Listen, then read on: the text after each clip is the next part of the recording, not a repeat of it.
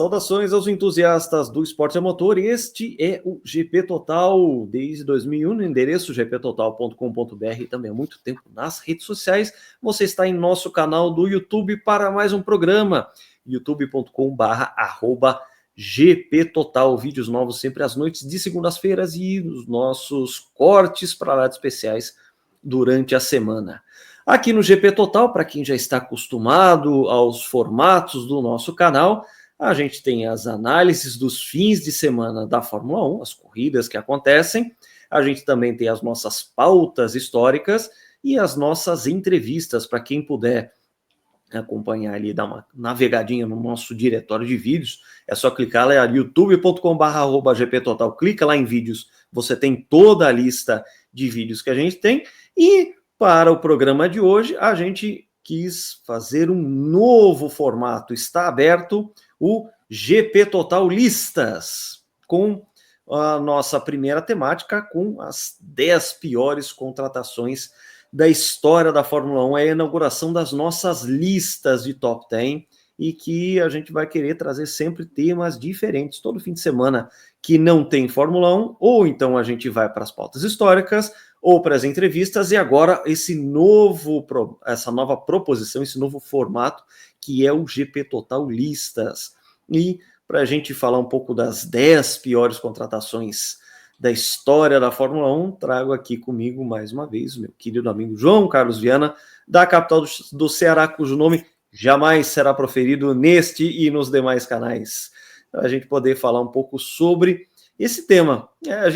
Claro, quando a gente se reúne para falar de pautas, para a gente discutir o nosso dia a dia, falar sobre automobilismo entre a gente, é normal fazer com que a gente pense em outros formatos. E desde que o canal foi criado, ainda no fim de 2023, né, depois de vários pilotos que a gente fez, e a inauguração com aquele primeiro vídeo sobre a temporada de 88, a gente sempre pensou em formatos diferentes. A gente, claro, não está pensando nos algoritmos, a gente está pensando realmente em poder trazer para o público coisas diferentes e que sejam parte do que é o DNA do GP Total, que é o de falar sobre história, emitir opinião, interpretar fatos, resgatar histórias e fazer com que o público que já seja entusiasta do automobilismo e gosta principalmente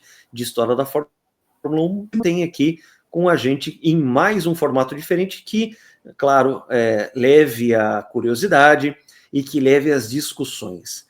Gente, a gente sabe que listas são estopins da discórdia.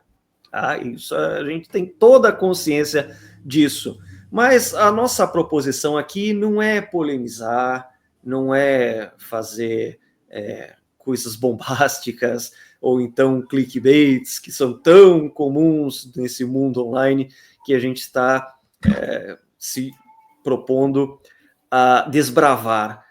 Nossa intenção para o GP Total Listas é justamente o de promover discussões, trazer esse tipo de discussão à pauta para o dia a dia. Existe um termo que é usado muito na comunicação, que é o agenda setting, que são os assuntos que são tratados no dia a dia e que são trazidos pelos meios de comunicação. E aqui, como um veículo de comunicação que é muito ligado à história, claro, a gente vai propor listas muito interessantes para que sempre que a gente trouxer o assunto, que isso possa ser discutido e debatido por aqueles que assistem o nosso canal. Essa é a nossa intenção. Dito isso, meu boa noite ao meu querido amigo João Carlos Viana e suas considerações sobre esse nosso novo formato que a gente está trazendo aqui, GP Total Listas. Boa noite, meu irmão. Boa noite, Lucas. Boa noite a quem nos assiste. Boa tarde para quem está vendo. Vai ser bem interessante. A gente pensou bastante nas nossas listas, né? Tivemos muitas opções, podemos dizer assim, né? Mas acho que é aquela história. Ninguém aqui é dono da verdade, né? Os comentários estão aqui embaixo, justamente aqui. Estão aqui embaixo justamente para vocês discordarem, concordarem, incluir alguém, né? Mas como você falou, Lucas, né, ninguém vai polemizar. Aqui a gente vai fazer a nossa lista, quem está nos assistindo, quem vai ter sua lista, vai concordar, vai discordar, mas eu sei um fator de discussão interessante de alto nível que a gente propõe a fazer aqui. Sempre há uma discussão de alto nível. Não só isso, claro, a gente quer muito a participação do público, assim como a gente quer fazer com que as pessoas discutam. E mais do que isso, a gente está propondo listas de top 10 de maneira criteriosa, como sempre foi a nossa preocupação aqui no site, nas nossas redes sociais e aqui também no canal. Claro que aqui no YouTube não seria diferente também, tá? De modo que quando a gente está propondo essas listas, a gente vai relembrando vários casos, né, várias menções possíveis de ser colocadas nesses top 10, e depois a gente faz uma filtragem, fala assim, olha, quais que vão ser colocadas nos 10, e depois qual será a ordem desses 10. Tá? Então, toda vez que a gente estiver propondo uma lista, a gente vai lembrar de casos na história que possam ser elegíveis para esse top 10, depois a gente define esse top 10, todo mundo junto que participa. Neste caso, deste primeiro episódio, eu e o João, a gente se debruçou nos casos, fez os 10 e depois definiu a ordem, e, claro, levando isso em conta, vários critérios que a gente propôs, e muito em parte até, vou até colocar aqui, foi para você mesmo, João, que colocou vários dos critérios que, por exemplo, quando a gente fala nas piores contratações da Fórmula 1, que fatores a gente tem que levar em consideração? A gente tem que levar em consideração a expectativa que era criada por aquela contratação, né? Os resultados conseguidos, ou seja, quanto aquilo foi decepcionante em termos de resultados, tá? A comparação desse contratado com o companheiro de equipe, porque afinal de contas a gente parte, claro, da premissa de que o companheiro de equipe é a primeira pessoa que aquele contratado teria que derrotar, teria que enfrentar, né? O desenrolar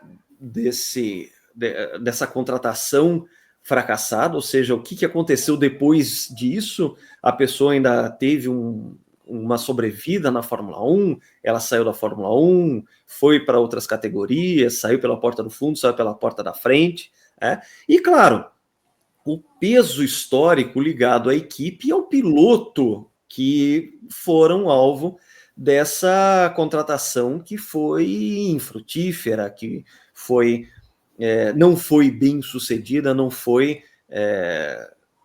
do modo, claro, como as coisas deveriam ser, né? A expectativa versus a realidade vem e pá, faz aquele estrago, né?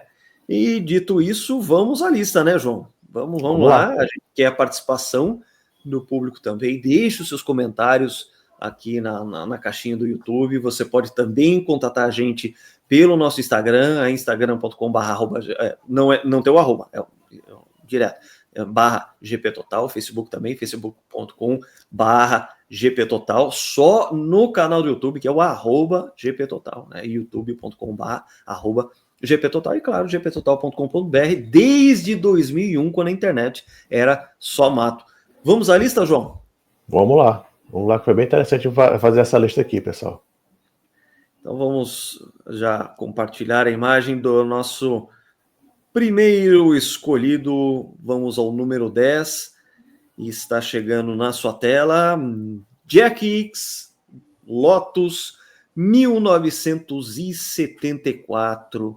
Tá aí uma combinação que não funcionou, né, João?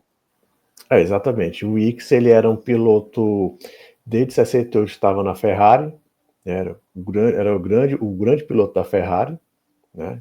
Foi vice-campeão em 69, 70, 69 pela Brabham, vamos dizer, mas 70 pela Ferrari, 71, 72 era a grande estrela da Ferrari, né? 73 a Ferrari teve um ano muito ruim, por sinal, construiu um carro bem feio, e o tanto que o Hicks praticamente saiu da Ferrari no meio do ano, e a Lotus tinha tido um divórcio bem traumático com o Emerson Fittipaldi. O Emerson Fittipaldi era o piloto número 1 da equipe, né, em 73.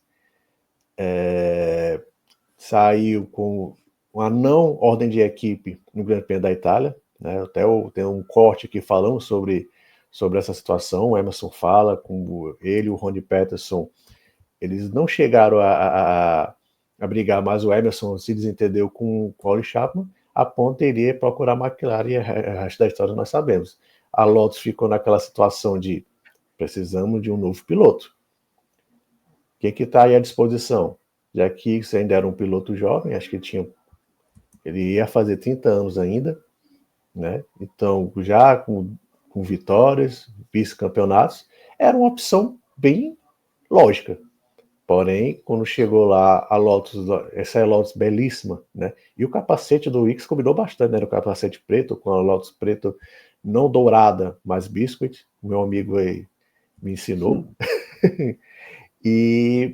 Mas era já a Lotus 72, que era de 1970. Então, de forma bem resumida, a loja estava para a sua quinta temporada do Lotus 72. Tentou o Lotus 76, mas o Lotus 76 com várias... Sim, com bem várias, lembrado. Foi uma aposta do Colin Chapman, a Lotus 76. Várias inovações, mas não funcionou. Então, que voltar para o Lotus 72. O Ronnie Peterson fez uma temporada boa. A gente vai chegar na parte de comparação. O Ronnie Peterson venceu 3 corridas. O Jack Ickx nem ao pódio foi. Agora tem um detalhe: ele conseguiu uma vitória numa corrida extra-campeonato, né? Existia naquela época, existiam corridas extra-campeonato, e ele venceu corrida na chuva. O Jack Ickx, antes do Ayrton Senna, era considerado o rei da chuva. Ele tinha o apelido, era reconhecido como um grande piloto na chuva, né? E ele venceu, mas no campeonato nada bem. O Peterson foi muito bem no campeonato, ficou top 5, enquanto o Jack Ickx muito mal, nem entre os 10 ficou. É tanto que no final do ano o Ickx saiu da Lotus e começou um grande declínio da carreira dele, né? Ele, que era um prospect de campeão mundial, com surgiu em 68, ele conseguiu destaque em outras categorias. O o Jack Ickx é uma lenda, né? Foi para Paris-Dakar, mas a partida foi tão traumático essa ida para a Lotus, que o Jack Ickx, a carreira dele foi por água abaixo a partir daí. Sim. Só como uma curiosidade, o capacete do Ickx não era preto, era aquele azul super escuro, que é o mesmo azul super escuro, praticamente o mesmo azul super escuro que o Emerson usava em seus primeiros capacetes. Só depois ele foi ter aquele azul mais claro e com padrões de desenho que o Cid Mosca inventou, isso já a partir de 77.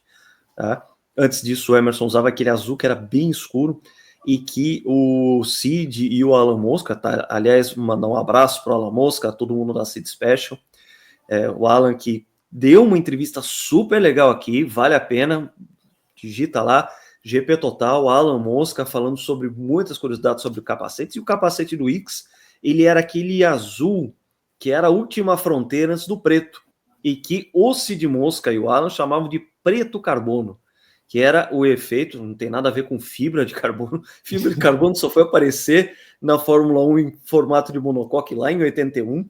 Era o papel carbono, que é uma coisa que foi extinta lá junto com os dinossauros, mais ou menos naquela época do meteoro ali. Foi extinto o papel carbono. Eu fiz muito desenho com papel carbono, mas vamos passar essa parte. A segunda via era preenchida, né? Tinha o papelzinho carbono entre a primeira e a segunda via. A segunda via destacava, dava para você, quando você comprava alguma coisa, era a título de nota fiscal. Mas o Ickx realmente foi uma coisa que não encaixou. Ele vinha realmente de ser um piloto super bem reputado, mas não deu liga. Tanto que essa união também só durou um ano. Depois disso, o Ickx não teve exibições dignas de nota na Fórmula 1. A última grande realmente foi essa corrida dos campeões, Race of Champions, disputada na chuva, que era uma corrida extra-campeonato.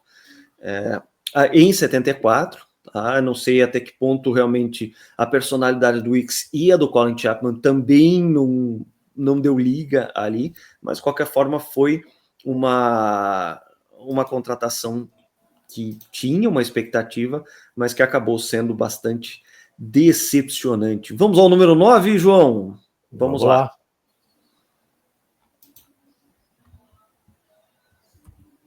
Essa também decepcionou bastante. James Hunt na Wolf em 1979. Aliás, um belo carro e que, claro, guarda suas semelhanças com a Lotus John Player, né? Curiosamente, no momento em que eles não estavam mais de John Player Special. Martini. Em 79 eles estavam de Martini Racing. O carro era verde, mas com aquele padrão da Martini Racing, muito conhecido, aquelas faixas em 2 tons diferentes de azul, separadas por uma tarja vermelha. Aquilo ali ficou o padrão Martini Racing para tudo que a gente via, mas o carro era verde, claro, em alusão às cores nacionais de competição da Inglaterra, né, da Grã-Bretanha, British Racing Green, né? Mas está aí a Wolf, aquela equipe que estreou em 1977, quando o Walter Wolff tomou do Frank Williams a estrutura da equipe Williams que existia, rebatizando como Wolf, ganha na estreia com George Scheckter em 1977 no Grande Prêmio da Argentina. Eles têm uma temporada excelente de estreia, o Scheckter ainda ganha mais corridas e termina num excelente vice-campeonato.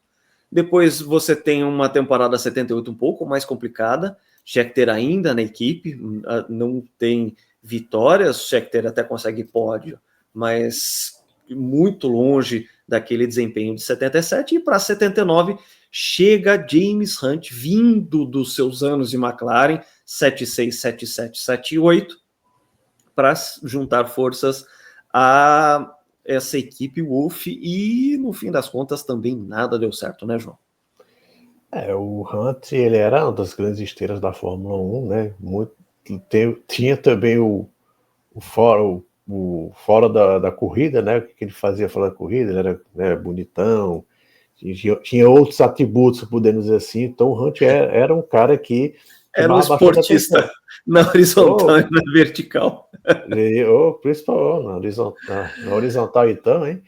Mas ele era um cara que chamava muita atenção, né? Ele era um campeão mundial, ainda relativamente jovem, né? Mas e a Wolf era uma equipe que tinha dinheiro. O Walter Wolff era um canadense milionário, e com o George Scheckter indo para a Ferrari, ele precisava de um piloto que chamasse atenção, um piloto de ponta. O Hunter não fez uma temporada muito boa em 78, né? A McLaren teve um período de declínio ali de 78 até 1980, só se recuperando em 82, quando o trouxe niquelado, quando entrou o Ron Dennis na equipe, mas o Hunt saiu da McLaren, achou abrigo na Wolf.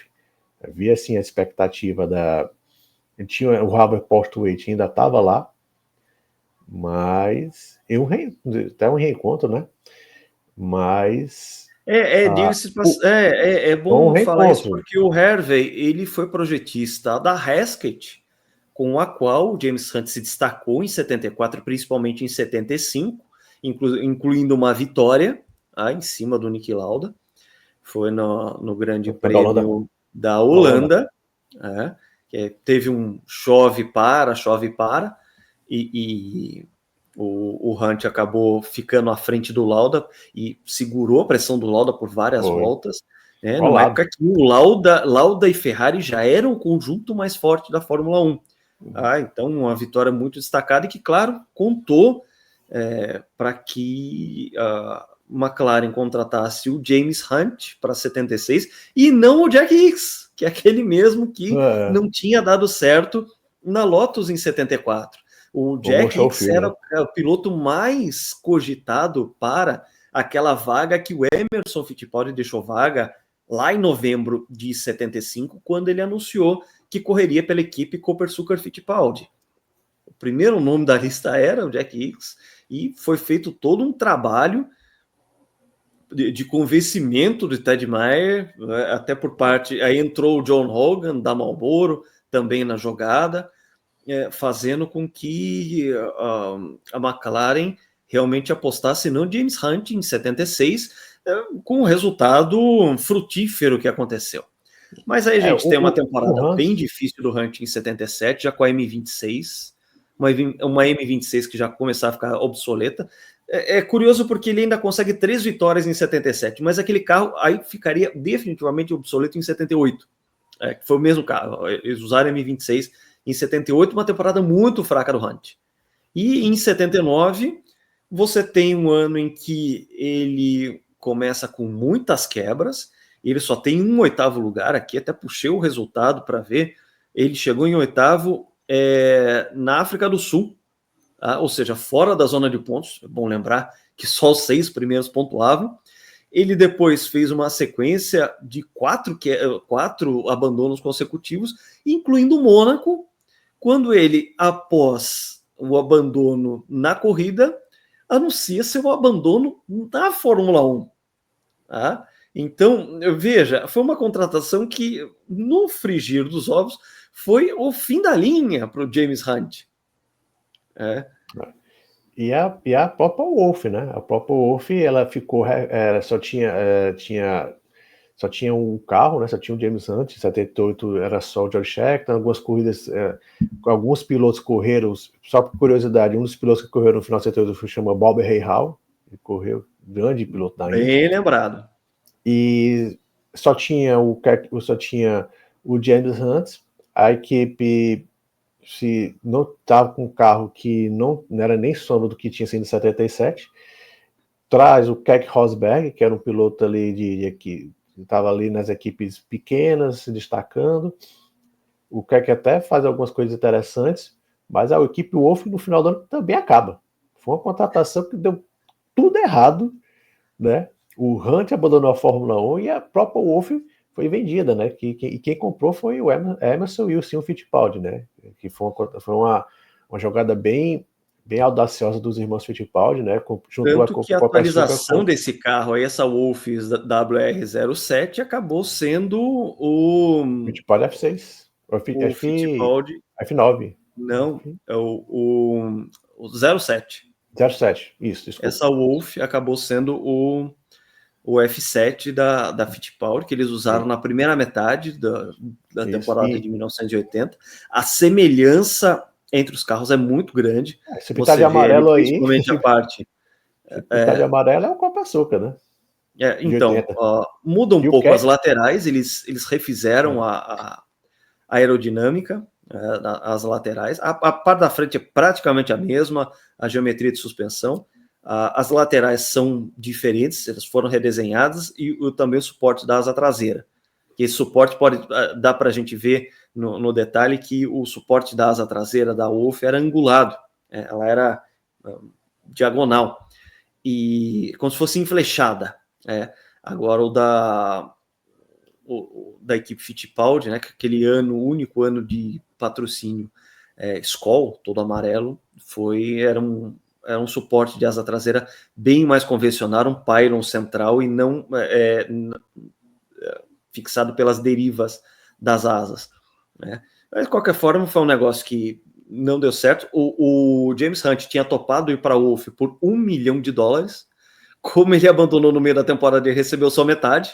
E, ao fim do ano, o Walter Wolff estava tão decepcionado com a Fórmula 1 que acabou vendendo o espólio da equipe Wolff para os irmãos Fittipaldi, ou seja, uma contratação que, no fim das contas, foi a ruína tanto do James Hunt, que jamais voltaria para a Fórmula 1, diferentemente do seu rival e amigo Niki Lauda, que abandonou o fim de 79 também, mas que voltaria em 82 para ser tricampeão em 84, enquanto o Lauda teve esse comeback sensacional, o James Hunt flertou só de maneira muito descompromissada um eventual retorno à Fórmula 1, chegou a pilotar inclusive Williams em testes, em Paul Ricard, andando muito, muito, muito acima dos tempos que seriam considerados competitivos, minimamente decentes. Enfim, a coisa desandou tanto para o Wolff quanto para o James Hunt. Vamos ao número 8 da nossa lista grande inauguração aqui do nosso novo formato GP Total Listas. Olha, João, essa é uma contratação que fica até meio difícil da gente, assim, a coisa mais extrema que já aconteceu na Fórmula 1 foi o nosso 8º lugar, Dave Walker Lotus, em 1972. Fale do extremo aqui, contextualize para o nosso amigo. Claro, tem amigos que já entenderam a referência, mas assim, para quem ainda não sabe quem é o Dave Walker e o que aconteceu com ele em 72, o João vai contextualizar. O Dave Walker, é importante contextualizar, né? O Dave Walker, ele era uma das grandes estrelas da categoria de bases britânicas, né? As categorias de bases britânicas eram muito competitivas, e se você conseguisse uma vitória, ser campeão na Fórmula 3 britânica, você já estava com o pé na Fórmula 1. A realidade era essa. E o Dave Walker foi campeão da Fórmula 3 britânica, ele que é australiano, e era um dos pilotos mais reputados da época, no começo da década de 70, nas categorias de base britânicas. Então, mesmo ele não tendo... Ele foi para a Fórmula 2, mas não mostrou muitas coisas, mas ele chegou na Fórmula 1 com o prospecto de ser uma futura estrela na Fórmula 1. Mesmo ele ter chegando já com seus 30 anos, né? Lembrando que 50 anos atrás, 53 anos atrás, você não chegava como agora com 17, 18, 19 anos, né? Você chegava com mais bagagem. E o Dave Walker chegou para ser, olha, ele vai ser um futuro prospecto da Fórmula 1, ele, o cara que foi campeão, ele era considerado um dos pilotos mais duros de disputar, era um piloto que ele jogava muito pesado nas disputas com os demais pilotos, então todo mundo respeitava bem por isso, né? Era um cara, o tough guy, né? Aquele cara durão. Mas ele chegou na Lotus 72, que a gente já tinha visto no nosso 10º colocado, e entrou ao lado do Emerson Fittipaldi, que tinha feito uma boa temporada de 71, temporada tribulada, sofreu um acidente de trânsito na estrada.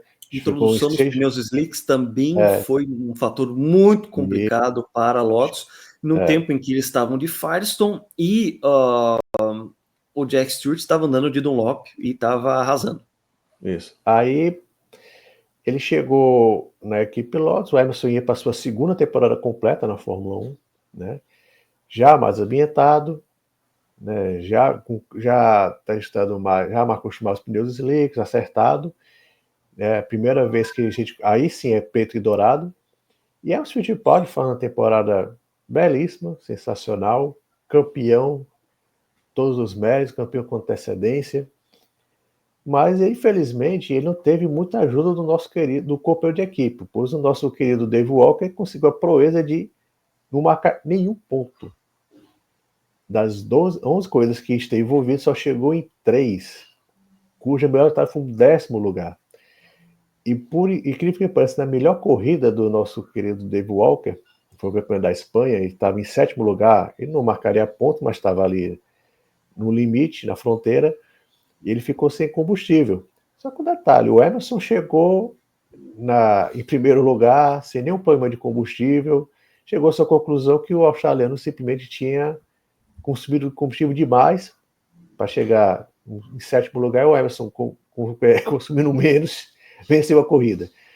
Essa foi uma comparação totalmente díspare, né? Enquanto um foi campeão mundial, o outro nem ponto marcou. É tanto que Dave Walker, de prospecto de futuro estrela da Fórmula 1, saiu da Fórmula 1 pelas portas do fundo, nunca mais correu na Fórmula 1 e nunca mais teve destaque em nenhuma outra categoria. A carreira de Dave Walker, infelizmente, acabou ali, mas venhamos convenhamos, né, Dave? Ajuda a gente a te ajudar, viu? Porque senão...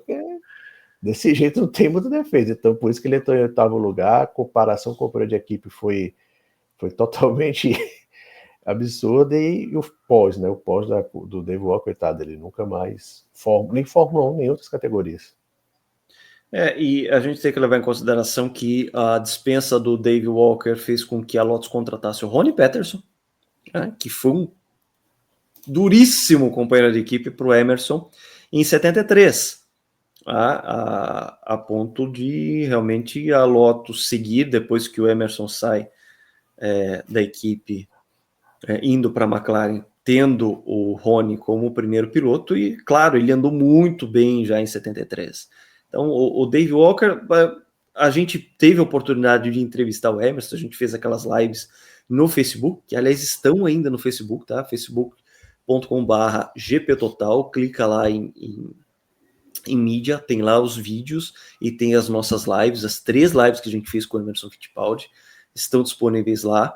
E a gente chegou a perguntar sobre o Dave Walker para ele, eu não lembro se foi durante as lives ou se foi em bastidores, e o próprio Emerson não soube muito bem explicar por que faltava tanto desempenho, mas ao mesmo tempo, claro, com os ótimos resultados do Emerson em 72, a Lotus voltou a sua atenção a ele, e o fato do Dave Walker não pontuar ou de não performar ficou sendo absolutamente secundário, como se fosse uma nota de rodapé dentro da Lotus. Faz, depois a gente vê o que a gente faz com o Dave aqui, mas ele acaba sendo, inclusive, o companheiro obscuro de Emerson Fittipaldi em seu primeiro título mundial, o primeiro título do Brasil na Fórmula 1. Isso não deixa de ser bastante curioso. Por mais que você não tivesse a expectativa de que o Dave Walker chegasse lá para ser um campeão pela Lotus, ele vinha com um cara muito bem reputado, e os resultados horrorosos que ele teve fazem com que, claro, ele entrasse aqui no nosso top 10 das piores contratações. Vamos ao número 7, João? Vamos ao número 7. Vamos lá, número 7, chegando na tela. Queijo. Keck Rosberg, em 1986, durante aquela que a gente considera, eu e você, a gente considera a melhor temporada de todos os tempos. O Keck Rosberg, infelizmente, não teve aquele casamento com a McLaren, ele que vinha de temporadas de 82 a 85, ele andando muito bem, um cara reputado como um grande velocista, um cara com pilotagem destemida, uma pilotagem acrobática, ousada, um cara que andava sempre muito bem em circuitos de rua, um cara que sabia dominar essas máquinas da era turbo, que tinham uma potência tão difícil de controlar, e aqui a gente até usa aquela analogia que o Roberto Agreste trouxe para a gente, de que os pilotos daquela época das 500 cilindradas das motos eram gestores de crise. Pois os pilotos da Fórmula 1 da era turbo também eram, e o Keck Rosberg estava entre aqueles que eram dos mais reputados. Ele fez uma ótima temporada 85, ele tinha Nigel Mansell como seu companheiro, e enquanto Mansell disputou o título até a última etapa, com aquele desfecho que todo mundo já conhece, a maioria das pessoas conhece, aquele pneu que explodiu lá na Austrália e tudo mais. Prost campeão pela McLaren, e Keck Rosberg apenas algumas pontuações, alguns poucos pódios, nenhuma vitória. Qual pódio? Então foi o da Áustria, né? Não, Mônaco. Não, Mônaco. Na Áustria ele estava na segunda, estava no pódio. Foram as 2 Ferraris no pódio. Foi. Ele quebrou já no final da corrida, né? Não, a Áustria todo mundo quebrou, o Prost ganhou. Ele chegou com uma volta na frente de todo mundo. Ele chegou com uma volta na frente de todo mundo, o Prost, naquele dia. O que é que entra muito aqui, não é que a temporada dele tenha sido horrorosa, como a gente estava falando aqui do Dave Walker na posição número 8. O grande problema do Keck era a expectativa, né? Ele era um campeão mundial, ele vinha de grandes temporadas na Williams, ele era o líder da Williams, né? E eu acho que isso acabou dando um grande efeito na cabeça do Keck, que o Alain Prost era o dono da equipe, dono assim, entre aspas, né? Ele era o grande nome da equipe da McLaren.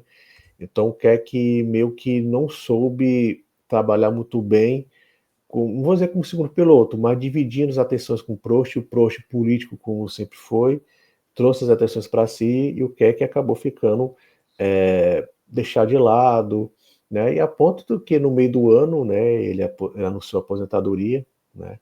E nas corridas mais faladas da história da Fórmula 1, foi o Grande Prêmio da Austrália, o Keck liderava a corrida, ele liderou a corrida todinha, e começou a ter problema do pneu, foi justamente o primeiro que o pneu tirou foi o do Keck, né? Porque ele falou, eu quero me aposentar bem competitivo para mostrar, porque eu vou me aposentar por cima. Ele fez uma grande corrida, mas o Keck entra muito aqui pela expectativa, né? Ele ficou bem aqui, só conquistou um pódio, e ficou apenas sexto colocado no campeonato de 86, ficou atrás ele ficou atrás do Stefan Johansson, pessoal, de Ferrari. Então você vê que não foi um ano muito auspicioso para o queijo, né? Mas algumas coisas têm que ser levadas em consideração. Ele não conseguiu trabalhar bem com o John Barnard, que era projetista da McLaren à época. E ele também não se adaptou bem às características do carro da McLaren, que no caso aí era o MP42 em sua versão C. Era um carro que só um piloto com a finesse do Prost conseguia tirar desempenho, porque era um carro que saía muito de frente. E o Keck, com seu jeito, ele gostava de uma frente muito bem pregada e pivotar o carro, ou seja, dançar com o eixo traseiro, ele poder fazer com que ele usasse o Keck era um estilo de pilotagem mais reativa, ele ia até o limite e ia fazendo as suas correções. Já o Prost não, o Prost era jogar velocidade em curva, aquela impressão de que ele está indo devagar, mas ele está indo rápido pra caramba, enfim, abordagens completamente diferentes. E o que acontecia? O Keck, claro, ele queria muito mais asa na dianteira, isso fazia com que o carro criasse mais arrasto, numa época que existia um consumo muito crítico de combustível na Fórmula 1. Então, as características gerenciais da McLaren acabaram não favorecendo, as características do carro não acabaram favorecendo, e nisso a gente descobriu que o Keck Rosberg tinha uma janela de funcionamento, em que naquela circunstância ele rendeu muito abaixo, e isso ficou bem evidente porque o Alain Prost conseguia vitórias, ele conseguia resultados em corrida, coisa que o Keck infelizmente não conseguiu. Tanto na velocidade e em qualificação, porque o Keck também não foi destacado, ele sempre foi um cara muito rápido, mas que também não conseguiu destaque nem em qualificação, muito menos em corrida, quando você tinha essa situação de que você tinha desgaste de freios, e o Keck usava muito freio, ele era um cara que realmente fazia os discos de freio trabalharem mesmo, serem funcionários do mês. Pneus também, porque o manejo dos pneus naquela época era muito importante, e principalmente o consumo de combustível, fazendo com que a pilotagem do Keck para esse carro fosse ineficiente. A do Prost era super eficiente, a dele era ineficiente, nesse sentido de que ele gastava mais freio, gastava mais pneu e simplesmente muito combustível a mais, fazendo com que ele tivesse que usar uma potência mais reduzida no boost turbo, e fazendo com que ele, infelizmente, tivesse uma temporada para esquecer, tanto que veio a aposentadoria. Ele correu na Austrália em 86 como uma tática de coelho para desestabilizar os pilotos da Williams também. Eles precisavam vencer, sobretudo o Nelson Piquet, que estava na terceira colocação naquele campeonato, mas que serviu para que as táticas, no fim das contas, favorecessem o Alain Prost. Ele tem um estouro de pneu, ele acha que é algum problema de suspensão, ele abandona, no fim das contas era só uma delaminação do pneu, ele poderia até ter trocado de pneus e continuado a corrida, mas ele abandona, e depois disso não volta para a Fórmula 1, esse que é o nosso piloto número 7. Vamos ao sexto colocado da nossa lista, estreando aqui o nosso formato GP Total Listas, as 10 piores contratações da história da Fórmula 1. A gente sai do Keke Rosberg, mas não sai da McLaren. Nosso piloto número 6 é Michael Andretti, em 1993. Vamos lá, João. Conta-se que falaram para o Mário Chiora vai chegar um motor Renault na McLaren. E sim, o Michael tem condições de bater o Ayrton Senna. Eu acho que se o Michael acreditou nisso, eu não sei, mas que foi um grande furo d'água, essa é a verdade. O Michael Andretti, ele era uma das grandes estrelas da Fórmula Indy. A Fórmula Indy estava fortíssimo naquele início dos anos 90. O Michael foi campeão em 91 e ele era uma das estrelas, mas ele fazia algum tempo que se falava no nome do Michael Andretti na Fórmula 1, quando o Patrick também quebrou o dedão antes do Grande Prêmio de Detroit de 86, o nome do Michael Andretti foi falado, né? O Roberto Moreno tem uma entrevista muito legal aqui pra gente, falou que quando o Nannini perdeu a mão, o nome do Michael Andretti foi falado. Então o Michael estava ali sempre à espreita, esperando uma oportunidade, né? E a oportunidade veio em 93, também contextualizando. 93 foi aquele ano que o Ayrton Senna fazia um contrato corrida a corrida com a McLaren, $1 milhão por corrida. Então o Ron Dennis meio que não estava com aquela confiança, será que o Senna vai ficar aqui? E a Fórmula 1 tinha sofrido daquele baque de o campeão seu atual campeão, Nigel Mansell, e ter ido para a Fórmula Indy. Então, trazer o Michael Andretti também era meio com a resposta da Fórmula da Havaí. Então, vamos pegar uma das suas estrelas. Então, ele puxou o Michael Andretti, né? E essa passagem do Michael Andretti na McLaren é cheio de situações até folclóricas, né? As 3 primeiras corridas que o Michael Andretti fez, ele conseguiu completar a primeira volta, né? Ele teve uns 3 acidentes com o Carl Wendlinger, né? Acidentes totalmente evitáveis, e não conseguia largar bem. Ele estava acostumado a largar em movimento, aí foi para a Fórmula 1 com largada parada, ele não se adaptou muito bem. E altas histórias, por exemplo, nos Estados Unidos tinha aquela tradição das mulheres ficarem no pit, no box, ali dentro do pit, escutando com os fones, escutando.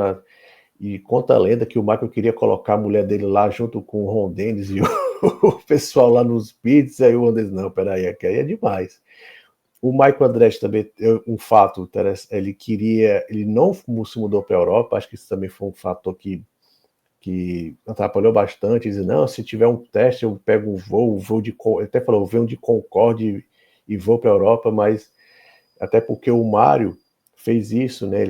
Quando ele estava full time na Fórmula 1, ele não chegou a se mudar totalmente para a Europa, mas na década de 90 as exigências eram bem maiores que na década de 70, e isso o Michael sofreu muito.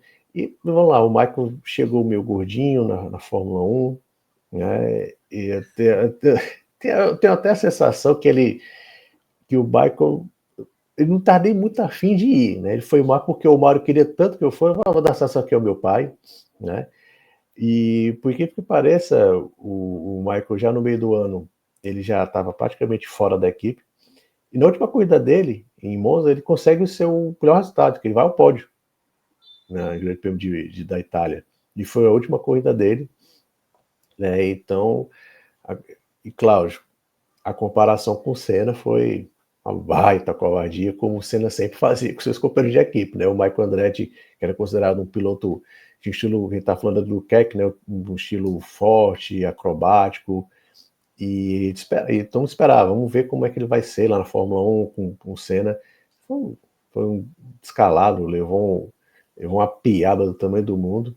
E no final, antes do acabar o ano, já tinha se mudado para a Indy, voltou para a Indy. Acho que era o lugar dele. Então, eu tô falando, eu tenho passa-se a sensação que o Michael foi para a Fórmula 1 meio que dar uma satisfação ao pai, que ele queria que ele fosse.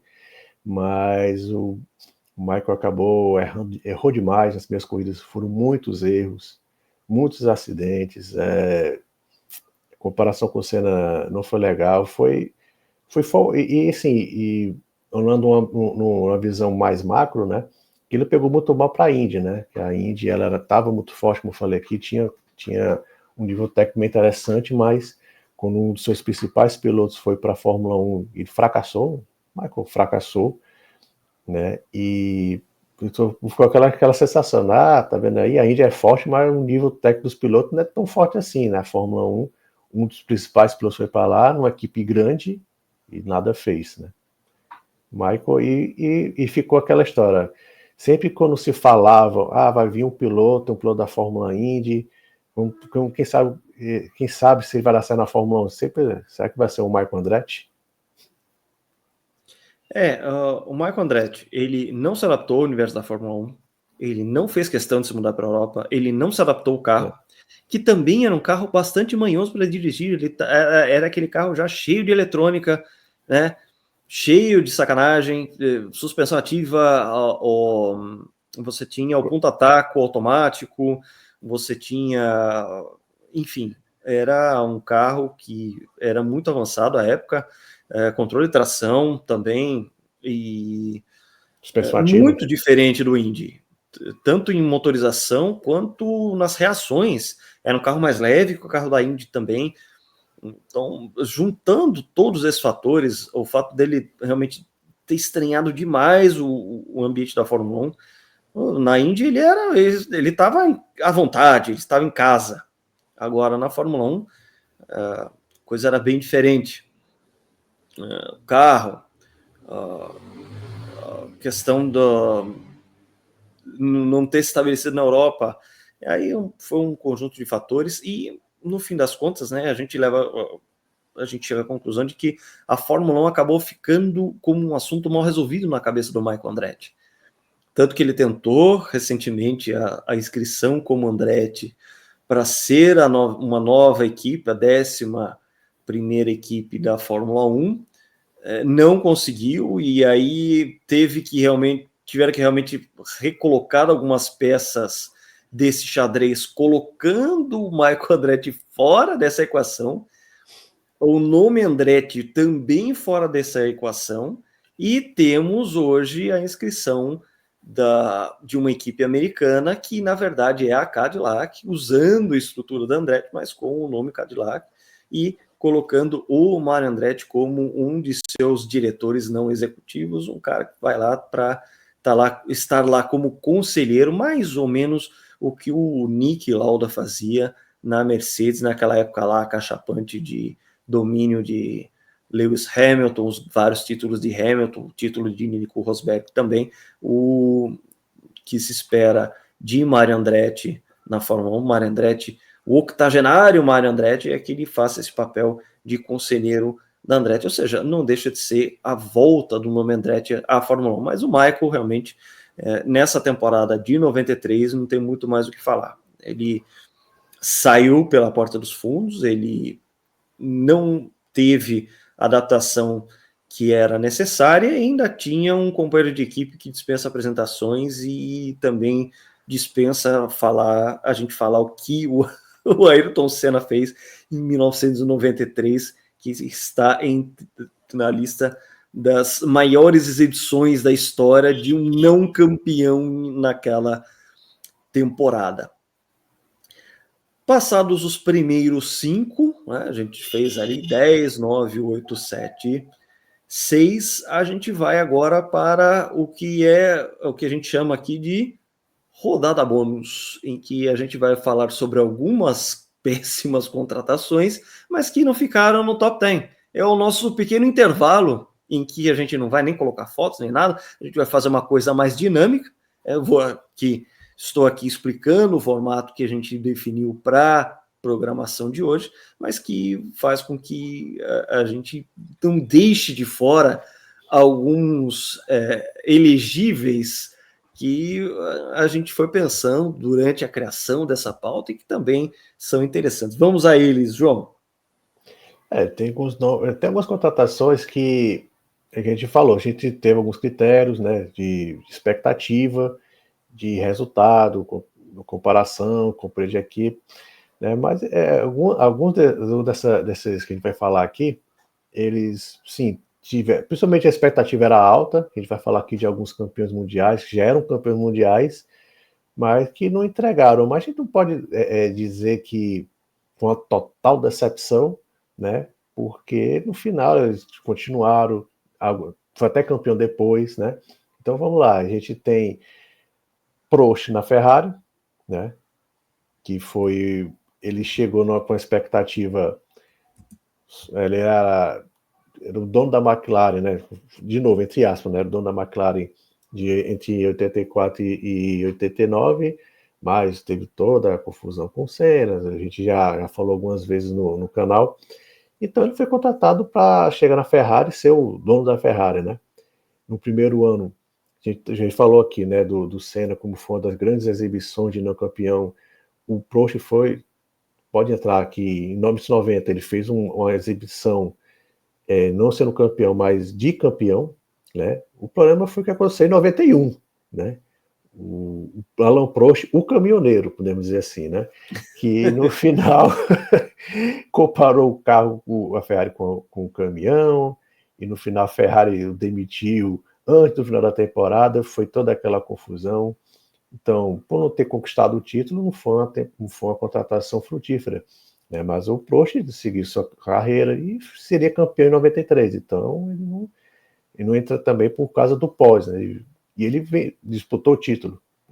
Em 90 ele podia ter sido campeão ali, né? Se o Senna não tivesse dado um carrinho nele por trás em Suzuka, ele poderia ter sido campeão, né? Literalmente o carrinho por trás. Pois é, relativamente é uma contratação que não funcionou, claro, mas o Prost levou a Ferrari de 89, aquele carro que só quebrava, para em 90 disputar título. Em 91, para mim, isso é muito claro, e é uma coisa que a gente já discutiu aqui também. A Ferrari estreia aquele modelo atualizado na França, aquele bicurvadinho, belíssimo carro.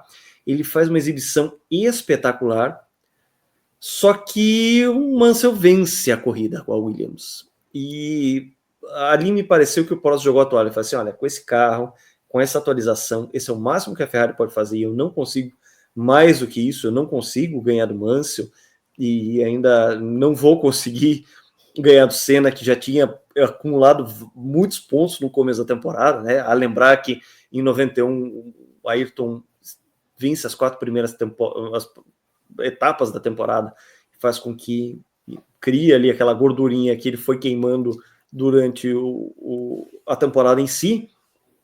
Ou seja, aquele pós da segunda metade, fora o episódio de Imola, ele rodou na grama, ficou de fora na volta da apresentação, aquilo também foi uma coisa complicada, e a gente também tem que lembrar o que ele pediu a cabeça do Cesare Fiore, que era o diretor da equipe, e o Fiore rodou também lá na Ferrari. Portanto, a temporada 91 foi absolutamente desastrosa. Mesmo assim, o Prost ainda terminou na frente do Alesi. Por mais que tenha tido o episódio vexatório de Imola, não foi nada tão ruim assim, mas, claro, dentro da expectativa do que era a contratação de um Alain Prost para a Ferrari, a lembrar que Prost indo para a Ferrari em 90 era a primeira contratação de um campeão mundial da Fórmula 1 pela Ferrari desde Fangio em 1956. Porque a Ferrari sempre quis criar os seus campeões dentro de casa. E isso justificou muitas das péssimas contratações da história da Ferrari. Uma delas, por exemplo, a gente pode falar do próprio Stefan Johansson, que parecia ser um grande velocista, mas que também não conseguiu. A gente pensou nele também. A gente pensou, foi um dos elegíveis aqui. Mas... Foi um dos personagens que a gente também, uma das contratações que a gente pensou. O próprio Fisichella em 2009, aquela Ferrari que era bastante complicada de pilotar, a gente sabe disso, mas o Fisichella, para fazer aquele tapa-buraco, o Fernando Alonso só seria contratado em 2010. Em 09, tem aquele episódio do Felipe Massa tomando mola na cara, abre-se a vaga na Ferrari, tentaram chamar o Schumacher, ele estava todo arrebentado porque tinha caído de moto, essa é a verdade, tá? E eu não gosto muito de falar a palavra verdade, mas é a realidade dos fatos, ele estava todo estropiado porque andou caindo de moto, ele andando de superbike, andou se escalavrando. Aí chamaram o Luca Badoer e foi aquela tragédia. Coitado do Luca Badoer lá em 2009. E o pior, que eu não conheço, que a transmissão botava bad, B-A-D, bad, dizia tudo. Pois é, how bad you are, né, Badoer. Então fizeram toda uma piadinha, coitado do Luca Badoer. Ele era o piloto de teste da Ferrari, estava acostumado, era o cara da casa. Piloto de teste, né? Pois mas aí contrataram o Fisichella, ele vinha daquele resultado espetacular com a Force India na Bélgica, que ele quase venceu a corrida, perdeu justamente por um Kimi Raikkonen na Ferrari, mas depois também não performou nada. Mas a gente lembrou de outros exemplos, vamos falar de mais gente aqui. Vamos. Tem o que a gente estava falando do Prost, né, que o que ele trouxe para a equipe, né, o que o Alonso trouxe em 2007, ele falou que, olha, eu trouxe 3 a 4 décimos para essa equipe, né? O que ele também trouxe foi muita confusão, briga, intriga, em meio rolando, entregando. Então o Alonso, ele era bicampeão mundial de Fórmula 1, a McLaren o trouxe a pés de ouro para dar um up na equipe, ninguém tinha dúvida disso. Né, o Raikkonen tinha lembrar, João, só abrir um parênteses aqui, que a contratação foi anunciada ainda no começo de 2006. Sim. Ele passou todo o ano 2006 na Renault já contratado pela McLaren para o ano seguinte. Isso, mas o que o nosso querido Fernando não imaginava, que tinha um ferdeiro chegando lá, que pouca gente conhecia, chamado Lewis Hamilton, e nunca imaginou na vida dele que esse cara ia dar tanto trabalho, né, e realmente uma contratação que tinha tudo para dar certo. O Alonso, ele não entrou na lista porque ele trouxe realmente a equipe, melhorou, ele brigou pelo título, né? Mas foi uma contratação que ficou abaixo, que ele trouxe muita discórdia dentro da equipe, mas se serve de construção para a McLaren, ele revelou Lewis Hamilton, né? E se tornou campeão mundial no ano seguinte. Mas o Alonso tinha tudo para ser campeão, conquistar o tri, e passados 18 anos, o tri nunca chegou. E acho que dificilmente chegará, infelizmente.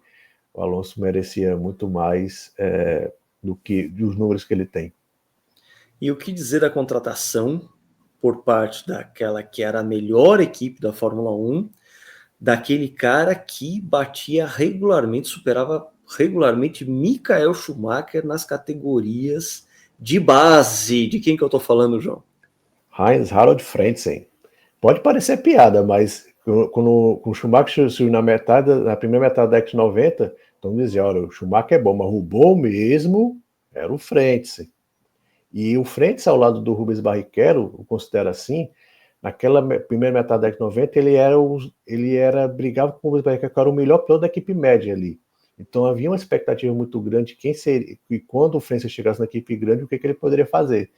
Ele chega na melhor equipe da Fórmula 1, simplesmente no lugar do atual campeão mundial da época, que era o Damon Hill, ficou ao lado do Jacques Villeneuve. O Frentzen começa o ano bem, eu me lembro que a primeira corrida de 97, o Frentzen quase venceu, aí depois das corridas sul-americanas, uma desgraça, vence a primeira corrida na carreira em Imola, e depois, mais de graça. O Frentzen ficou muito abaixo do que se esperava naquela temporada. Ele ainda ficou um segundo ano na Williams, em 98, também muito abaixo. Ele não entra aqui porque, bem ou mal, em 97 ele ainda foi terceiro colocado no campeonato, e estatisticamente ele está considerado vice por causa do que o Schumacher fez em Jerez, que todo mundo lembra. E principalmente o pódio do Frentzen foi muito interessante. Ele foi para Jordan em 99 e foi, para mim, foi na discussão da pauta, o piloto do ano em 99. Ele foi terceiro colocado, mas ninguém tem dúvida que ele andou mais que o Hackney e mais que o Irvine, né? Depois ele já tinha uma certa idade e acabou se aposentando 4 anos depois. Mas o Frentzen, ele chegou na Williams muito hypado. Agora vamos ver se ele realmente pode bater de frente com o Schumacher. Não bateu de frente nem com o Villeneuve, bateu com o Schumacher. Pois é, e a gente não pode também deixar de, pelo menos nessa rodada bônus, falar sobre os anos sofridos de Nelson Piquet na Lotus, que afinal de contas ele chegava a Lotus colocando o número 1 na ponta do carro. Ele vinha como um campeão mundial, até o Peter Warr, que ficou mordido por causa do anúncio da União McLaren e Senna, dizendo que naquele momento, sim, eles estariam trabalhando como campeão mundial. Tanto que até na inscrição do carro era escrito Nelson Piquet World Champion. Só que nada deu certo naquela Lotus. Por mais que o Piquet também não pudesse fazer muita coisa para aquele carro. Ainda que o próprio Piquet falou que ele tinha ido para a Lotus em 88 para ganhar dinheiro. E ganhou muito dinheiro, pela roça que o diga. Mas o Piquet conseguiu pódios, ele andou bem, ele certos momentos, quando ele queria, ele andava mais do que o carro, conseguiu pódios em 88, né? Ele chegou em o quinto ou foi sexto lugar no campeonato, né? Mas em 89 o carro já tinha perdido o motor Honda, ele chegou em sexto lugar no campeonato, só para deixar sexto, claro. Em 88 foi sexto. Em 89 o carro já era terrível, já sem um motor Honda, né? Mas o Piquet não entra aqui porque ele andou mais do que o carro, superou o Nakajima, não como o Senna havia feito, mas quando ele foi para Benetton em 1990, ele também fez uma temporada e que ele não fica muito abaixo dos 3 títulos que ele havia conquistado. Em 90 ele fez um excelente ano. Foi uma temporada sensacional do Nelson em 90. E em 91 abandonou, ele se aposentou da Fórmula 1, né? Apareceu um tal de Schumacher lá, disse, não, acho que já está na hora, já está com 39 anos, né? Mas o Nelson ele não entra muito aqui por causa disso.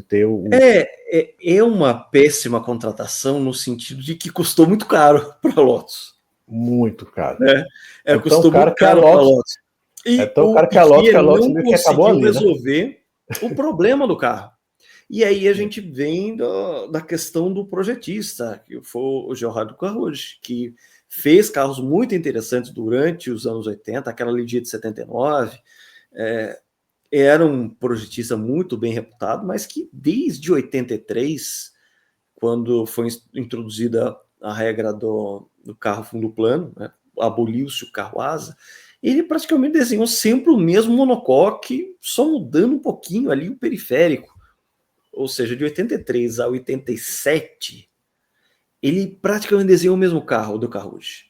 Você via ali as mudanças pontuais, as laterais mudaram o sistema de arrefecimento, muda a asa dianteira, muda a asa traseira, um pouquinho do shape, muda uma coisinha ou outra, estreita ali, aqui, mas era basicamente o mesmo carro.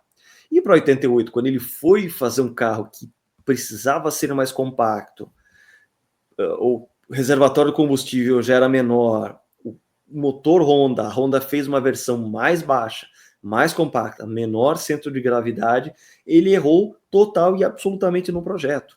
Inclusive, fazendo com que ele contrariasse a própria Honda da forma como a Honda sugeria a fixação do conjunto motor-câmbio junto ao monocoque. Ele foi fazer do jeito dele e deu uma caca tremenda. O Piquet, claro, desanimou, como não poderia desanimar. Afinal de contas, o cara toma 3 segundos em Imola. 3 segundos. Tomou volta, foi o terceiro com a volta atrás. Hoje a gente fala, né, eu tô falando 3 segundos no Qualify. Hoje, quando a gente fala em 0.3 na Fórmula 1 atual de 2025, a gente já está falando uma diferença enorme. Agora vocês imaginem 3 segundos por volta usando rigorosamente o mesmo motor que a McLaren estava usando com aquele foguete chamado MP44. Então, claro que isso causou um desânimo, o Piquet não conseguiria desenvolver aquele carro, e entraria nessa questão, está entrando nessa rodada bônus justamente porque foi uma contratação muito, muito cara. O Piquet ganhou muito, muito dinheiro naqueles anos de Lotus, sem que isso significasse uma ascensão. Pelo contrário, a Lotus foi caindo até o fim melancólico dela, ao fim de 1994.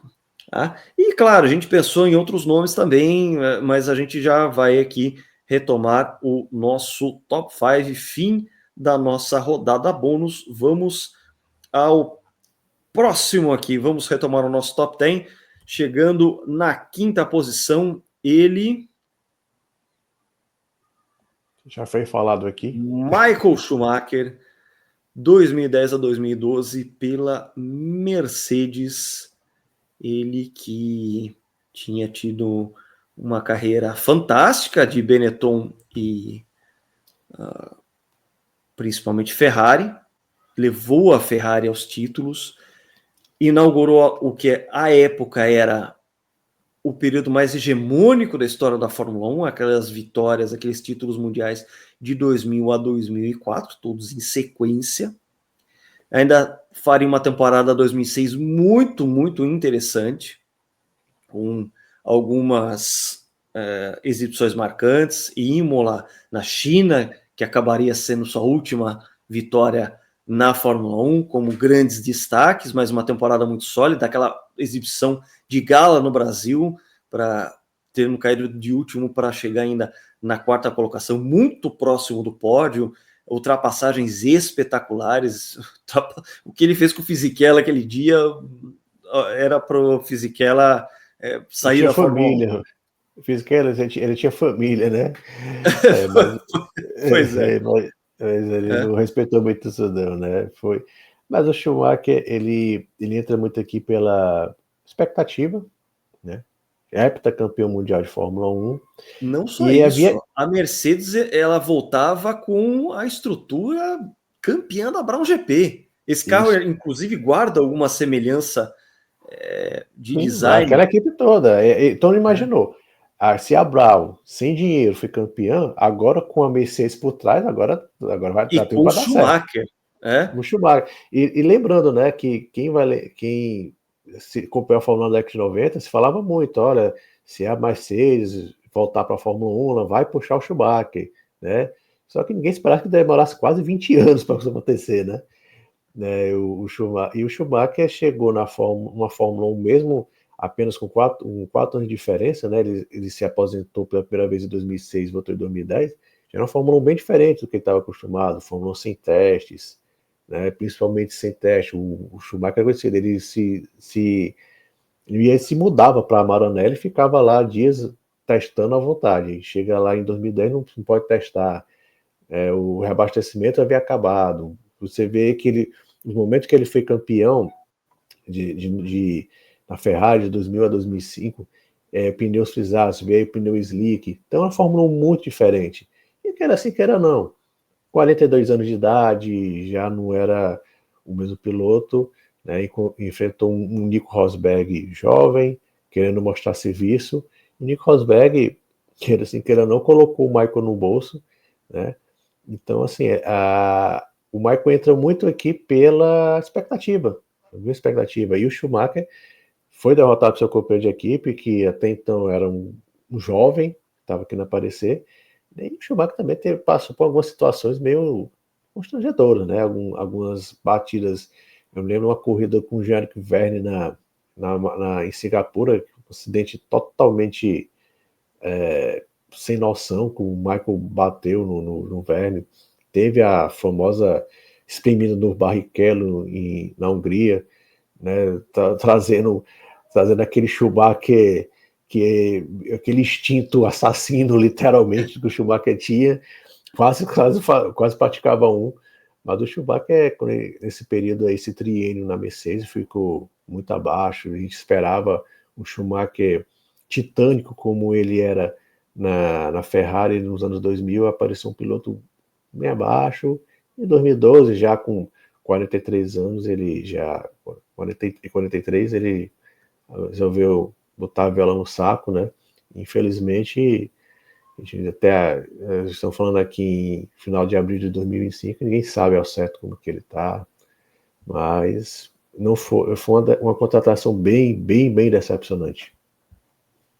A gente tinha, claro, a volta do Schumacher foi bombástica. Ninguém esperava aquela movimentação.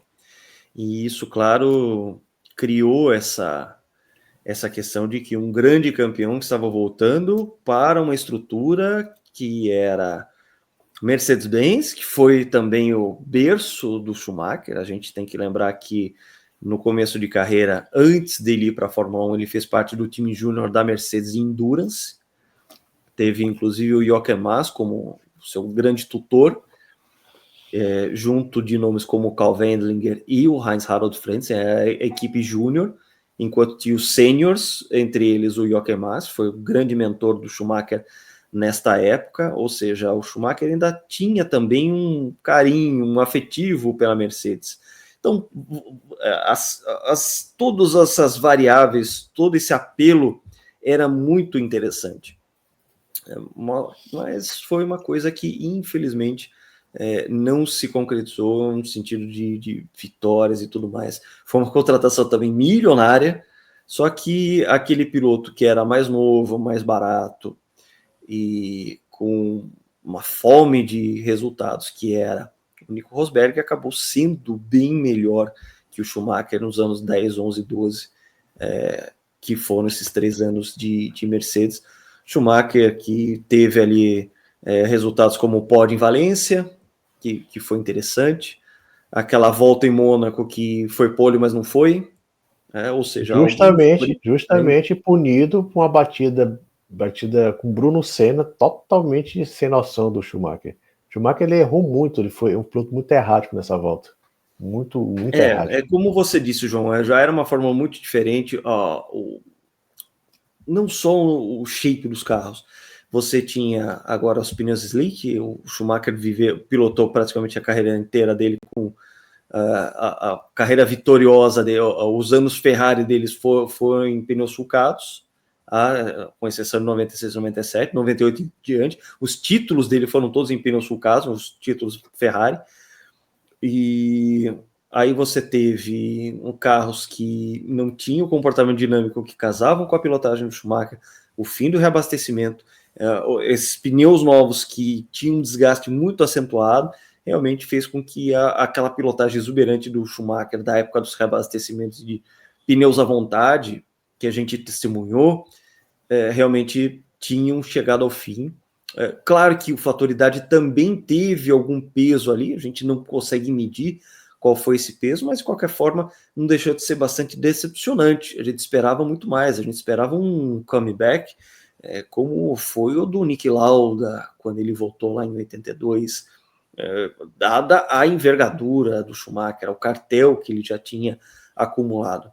E, claro, depois de tantos anos que isso passou e a gente olhar isso em perspectiva, mesmo não sendo 3 anos frutíferos, esses anos de Mercedes não desabonam a biografia do Schumacher, não prejudicam o cartel, não fazem com que ele seja diminuído. Porque a gente viu aquele Schumacher do Prime, aquele Schumacher do auge, em que ele, na metade dos anos 90, era destacadamente o melhor piloto. E que foi também um grande piloto em sua época de títulos com a Ferrari. Ele capitaneou a Ferrari depois de um grande jejum de títulos, um grande jejum que também foi não só por causa de carros errados, projetistas errados, conceitos errados, como contratações erradas. E quando a Ferrari contrata o Schumacher, ela faz a grande contratação da história dela. A gente está tentando ver aí se a contratação do Lewis Hamilton para 2025 vai suplantar essa contratação de Schumacher lá em 1996. A gente acha muito difícil, por mais que Hamilton seja o senhor dos números da Fórmula 1 e a Ferrari seja, claro, a equipe mais tradicional, mais importante da história da Fórmula 1, isso é uma união com um enorme peso. a gente ainda está para testemunhar o que o Lewis Hamilton fará na Ferrari. O que a gente sabe é que o Schumacher, quando ele esteve na Ferrari, ele esteve em seu auge, ele colocou uma era hegemônica na Fórmula 1, e no fim das contas, os seus anos de Mercedes, eles não acabam sendo uma mancha em seu currículo, eles só foram anos que mostraram que a Fórmula 1 estava, assim, em mudança, havia uma nova geração, e o Schumacher já não conseguia mais acompanhar esses ritmos, fazer as adaptações necessárias para que ele conseguisse desempenho. Enfim, é uma contratação que foi decepcionante pela expectativa criada, mas que, ao meu ver, não mancha a biografia do Schumacher. O Schumacher, que, claro, a gente sempre torce para que ele esteja bem, do modo que ele esteja, e a gente só tem a mandar aquela mensagem que todo mundo que gosta de Schumacher sempre manda: Keep fighting, Michael. Chegamos ao nosso top, a nossa segunda metade do top 5. Fomos aqui ao número 5. Vamos agora ao número 4 de nossa lista. E eu não deixei de dar um spoiler, né, falando em Schumacher, eu não deixei de dar um spoiler do nosso próximo. E aqui está ele, Ivan Capelli, 1992. Eu falei das péssimas contratações da Ferrari, e realmente este foi um ano em que nada deu certo, o carro não deu certo, os resultados não vieram, e Ivan Capelli naufragou. E agora eu vou só dar um detalhe: o carro belíssimo, né? Esse carro da Ferrari de 92 Eu era gosto belíssimo. demais desse carro. Era muito Nossa, bonito. Mas os resultados não foram nada bonitos, né? Ivan Capelli é a eterna esperança, né, da Ferrari de ter um piloto italiano campeão, né? Se decepcionou bastante com o Alboreto na metade da década de 80, teve aquela chance de 85, não deu certo. E o Alboreto era um piloto em ascensão naquele começo da década de 90, ela tinha feito um excelente ano em 88 na marcha de Adrian Newey, e apostou na marcha até onde deu, até 91, a marcha sem condição, mas era um piloto muito respeitado naquele momento. Então, você colocar um piloto italiano na Ferrari, poxa, a expectativa foi lá para o alto, né? Mas, coitado do nosso querido Ivan Capelli, pegou uma Ferrari em uma péssima fase de gestão, né? O Jean Todt entraria em 93, né? Então, era aquela Ferrari bagunçada, a Ferrari dos italianos, o pessoal gosta de dizer, e um carro que deu muitos problemas mecânicos, e foi um ano dominado pela Williams também, isso também foi um fator, né? A Williams massacrou todo mundo, e a Ferrari estava no balaio. O problema é que o Ivan Capelli simplesmente não conseguiu acompanhar o Jean Alesi, que foi alçado ao primeiro piloto. O Jean Alesi conseguiu 2 pódios na Landa daquele ano, e o Alesi só conseguiu 2 pontuações, e atuações totalmente tenebrosas, né? Em Mônaco, ele conseguiu colocar a Ferrari quase num ângulo de 90 graus na Larrascate. Todo mundo só lembra disso. Ele até falou, o Ivan Capelli, ele depois de tantos anos, ele trata esse período dele na Ferrari de maneira muito bem-humorada. E ele fala assim: poxa, o pessoal lembra desse episódio de Mônaco mais do que eu gostaria. Ele roda e ele bate com o pneu traseiro no guardrail de uma forma que o carro levanta, e o carro fica metade para. Ele fica inclinado. Quase 90 graus, paralela ao muro. Foi um negócio assim muito louco, né? Ele fica inclinado, e ele mesmo fala assim: poxa, o pessoal lembra desse episódio mais do que eu gostaria. O João Capelli também não gostou nada desse período, tanto que a Ferrari meio que se enche. O Capelli o Ivan Capelli era um piloto que ele dependia muito da confiança, então na medida que ele ia perdendo a confiança, o rendimento ia por água abaixo, entrou nessa espiral negativa, e antes de acabar o ano, a Ferrari o substituiu, né? Entrou o Nicola Larini, e o coitado do Capelli ele tentou ir para a Georgia em 93, não foi nada bem, né? E abandonou a Fórmula 1 praticamente em seguida, né? Então foi uma contratação que foi totalmente teve uma lógica, uma expectativa. Um piloto italiano na Ferrari sempre cria uma expectativa gigantesca, mas muito abaixo, andou muito atrás do Alesi, muito. E eu trago essa curiosidade pro amigo que está acompanhando aqui. Isso é um frame do game Super Monaco GP2 Mas e faz chorar ver essa foto aí. Ayrton Senna's Super Monaco GP2, ou seja, teve a supervisão e a chancela do Ayrton Senna. Ele ajudou a desenvolver o game Super Monaco GP. Quando você teve a versão 2 desse game, ele já tinha muitas sugestões dadas pelo próprio Ayrton Senna. Você tinha equipes fictícias, só o Senna era real, a equipe dele, inclusive, era fictícia também. E, claro, você tinha aí uma equipe e um piloto fictício. Firenze, obviamente, é em alusão à Ferrari, e a gente consegue ver ali o piloto, um tal de I. Germi, que na língua portuguesa acaba até gerando piadinhas, né, de micro-organismos, mas que antecipou, veja só que coisa curiosa, eles acidentalmente anteciparam a movimentação do Ivan Capelli da Marti para a Ferrari. A época que o game foi desenvolvido, o Capelli não estava contratado. Tá? Só que isso foi uma feliz coincidência, porque o game, quando ele foi lançado em 92, foi justamente o momento em que o Capelli foi para a Ferrari. E a gente percebe, claro, foi feita ali uma pequena modificação no cabelo e tudo mais, mas a foto, obviamente, foi tirada do Ivan Capelli, assim como outros pilotos também foram colocados nesse jogo de uma forma fictícia. Um deles, né, um tal W.D. Herry, que era o Roberto Pupo Moreno. O Moreno, uma coisa muito engraçada, a gente teve a live recentemente com o Moreno, ele tá com o Márcio, eles estão fazendo a biografia, né? Estão montando a biografia. E em uma das visitas do Moreno ao Márcio, o Márcio mostrou o game Super Monaco GP e falou assim: olha, você está aqui na equipe, seria a equipe Lotus. E tá a foto ali, um Moreno, só que com o cabelo, um cabelinho ali, um mullet, inclusive. E o Roberto Moreno só foi descobrir isso 30 anos depois do jogo lançado, mais de 30 anos depois. Então, uma curiosidade também. E o Ivan Capelli acabou sendo essa contratação, infelizmente, absolutamente decepcionante, assim como foi decepcionante esse carro. Esse carro era lindíssimo. Se ele fosse melhor, se ele tivesse mais desempenho, certamente ia ser relembrado como dos mais belos. É que, infelizmente, foi uma cadeira elétrica, como diria o nosso querido Nelson Piquet, era uma cadeira elétrica, não no sentido de segurança, mas no sentido de desempenho. Infelizmente, uma contratação que não deu nada certo. Vamos... Tá esquentando, João. Estamos indo para perto do pódio aqui. Então, vamos continuar com a nossa lista.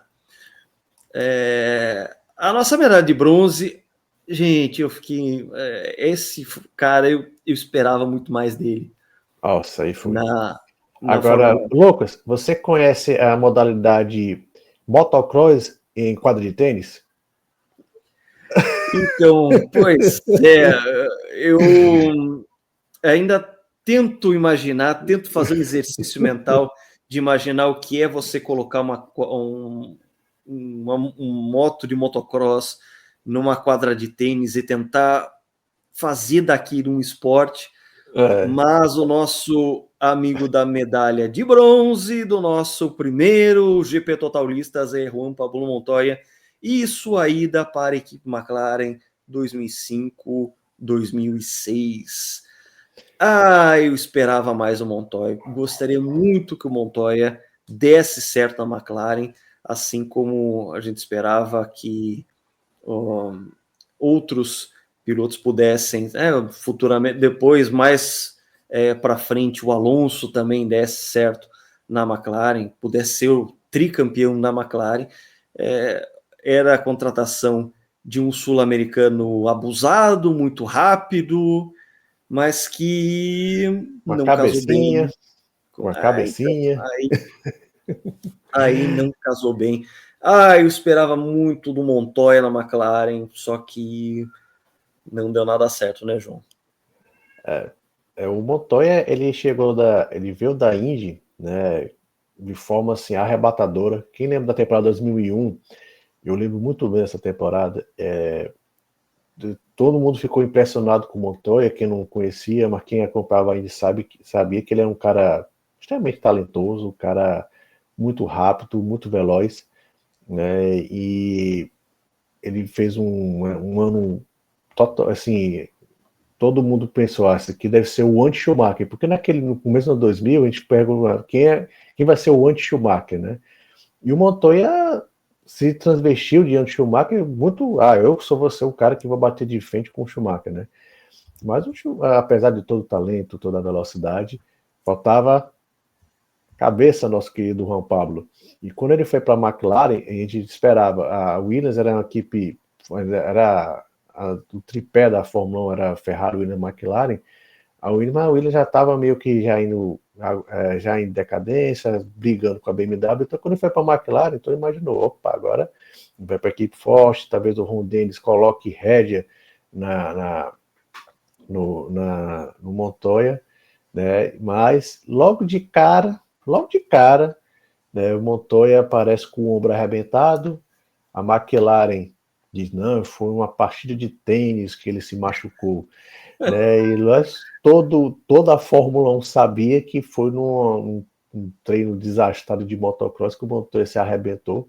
Nisso ele perdeu praticamente a metade do ano. Em 2005 a McLaren tinha feito um bom carro, eu acho que foi o último grande carro do Adrian Newey na Red Bull, acho que foi o último também, se não me engano, o último literalmente.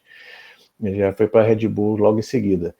E o Raikkonen estava brigando pelo título, né? Quem não está lembrado, 2005 foi o ano que a McLaren tinha o melhor carro mais rápido, mas quebrava demais. O Raikkonen várias vezes liderando a corrida quebrava, né? E o Montoya lá na fisioterapia, quando ele voltou, Montoya que chegou a peso de ouro na McLaren, chegou assim, olha, eu não vou chegar aqui para ser segundo piloto, não. Então, nada ajudou o Raikkonen. Tudo bem que não fez tanta diferença também, mas assim, o Montoya não ajudou muito a causa do Raikkonen. Ele venceu 3 corridas naquele ano. Inclusive, na frente dele, foi até na corrida que o Alonso foi campeão em Interlagos, o Montoya chegou em primeiro, o Raikkonen em segundo.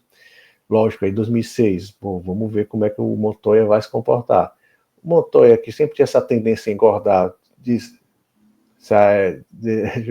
jogou pelos ares e começou a engordar, começou a criticar a forma como ele era tratado na McLaren, e no meio do ano ele foi dispensado, estava já negociando com a Chip Ganassi, e quando numa transferência bem aleatória, foi para a NASCAR, ficou vários anos na NASCAR, mas saiu da Fórmula 1 pela porta dos fundos, saiu no meio da temporada.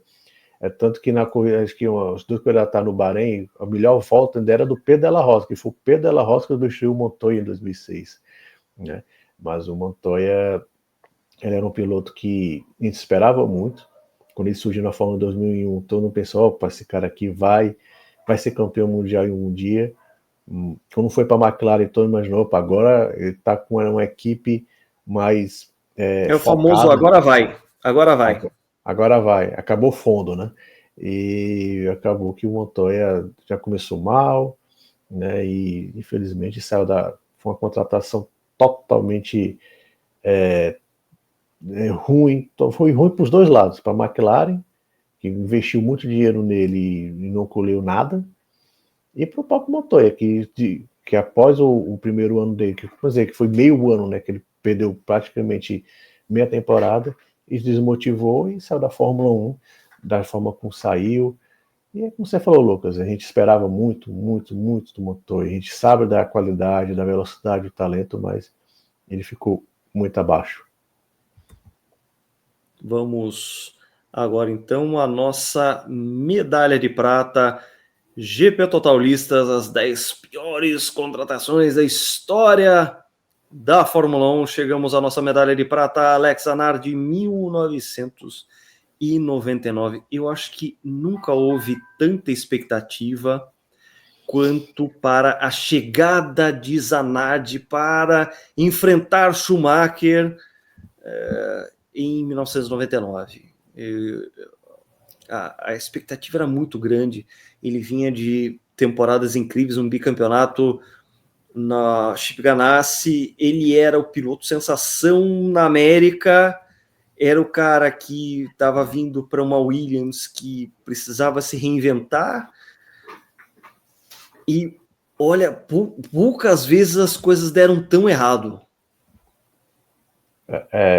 Inclusive, Lucas, é bom contextualizar, né? Já passou 26 anos. Eu me lembro que em 98 eu vi uma reportagem. O jornalista americano falou que o Zanardi tinha sido a melhor coisa que vindo da Europa desde os motores traseiros. Essa era a hype que o Zanardi retornar à Fórmula 1. É bom que se diga. Ele já tinha passado pela Fórmula 1. Sim. Ele tinha feito algumas coisas em 91. Ele foi contemporâneo do Christian Fittipaldi na Fórmula 3000. Ele brigou com o Christian Fittipaldi no título da Fórmula 3000 em 91. Ele fez algumas corridas em 91, 92, 93. Ele ia fazer sua primeira temporada completa na Fórmula 1 pela equipe Lotus. Ele sofre um acidente seríssimo em Eau Rouge, em Spa. Ele não completa o ano, ele fica de fora, se recuperando. Ele até machucou bem feio o pescoço. Em 94, a Lotus já estava naquele final de feira. Infelizmente, a gente voltando aqui, que o que ela gastou no Piquet acabou se desenvolvendo, que a equipe praticamente faliu no final de 94, e o Zanardi estava naquele ano, fez algumas corridas intermeadas por pilotos pagantes, e o Zanardi foi para a Europa, ou para a América, sem muita expectativa, e ele foi os 3 anos que o Zanardi fez na Indy, a Indy muito forte ainda, na Kart, 96, 98, foram anos. Então, pessoal, esse cara aqui é especial. Ele era E a Williams, 3 anos antes, tinha trazido o Jacques Villeneuve para a Fórmula 1 com sucesso. Tinha sido campeão tinha visto campeão em 96, campeão em 97. Então o Zanardi tinha tudo para dar certo na Fórmula 1. E, olha, se você olhar... Ele pontuou, gente. Nem nos pontos ele chegou. Nos nossos critérios aqui, ele foi... expectativa alta, foi horrível. Ele tinha como companheiro de equipe Ralf Schumacher, Schumacher nunca foi campeão mundial, mas era um piloto jovem, querendo aparecer, era o primeiro ano dele na Williams, e o Ralf Schumacher fez um ótimo ano em 99, é bom que se diga. O Ralf Schumacher encaçapou o Zanardi assim, sem dó nem piedade. O Zanardi zerou. Tudo. São apenas os 6 primeiros marcaram o Ralf Schumacher foi ao pódio, ele quase venceu naquela corrida de Nürburgring, que foi aquela confusão toda. O Zanardi, ele chegou a brigar com a Minardi do Marc Gené em Hockenheim, nas últimas posições. Então foi assim e no final do ano, ele tinha um contrato de 2 anos, ele foi tão mal que ele, em 99 mesmo, o Zanardi acabou, melhor sair por aqui. O Zanardi passou um ano sabático em 2000, voltou em 2001 e teve aquele acidente trágico, né, que ele perdeu as pernas. Mas foi uma contratação que deu tudo errado. Eu estava pensando, também um dos maiores mistérios para mim na história da Fórmula 1, o porquê do Zanardi, que tinha feito anos tão maravilhosos na Fórmula 1, foi tão mal na Fórmula 1. É a questão da expectativa versus resultado. O Zanardi realmente chegava como o cara que iria disputar curva a curva com o Schumacher, como ele fazia com os caras ali nos circuitos dos Estados Unidos. Ele era um cara arrojado, destemido, muito bem sucedido naquele contexto de Chip Ganassi, Reynard, Honda, Firestone. Ele estava arrasando. E como você bem disse, João, eles já tinham conseguido bons resultados com o Jacques Villeneuve, que aliás o Villeneuve a gente chegou a pensar na pauta aqui, porque depois da Williams ele também teve Foi mal em tudo. Foi uma vida muito complicada. Ele foi para a BR como um dos sócios e foi demitido do seu próprio sistema.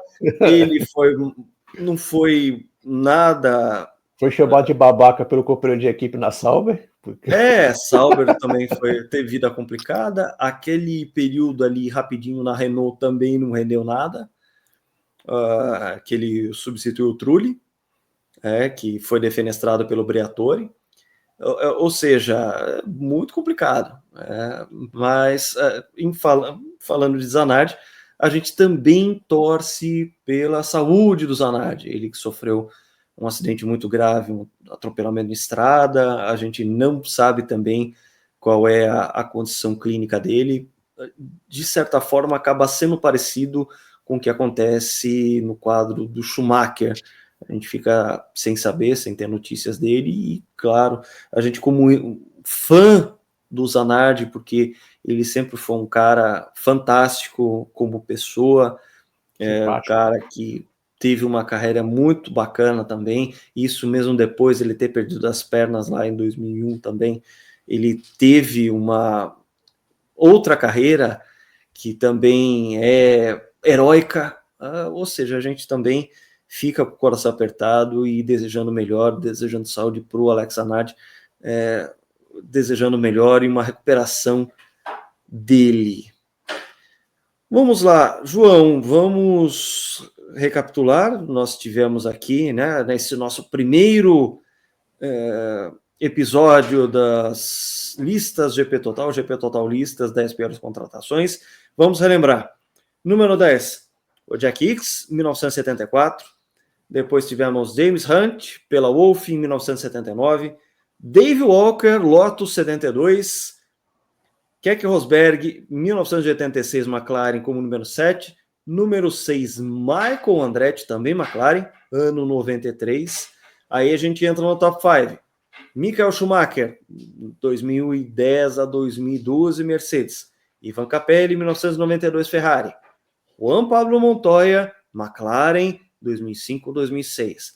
Medalha de prata para Alex Zanardi, do 1999.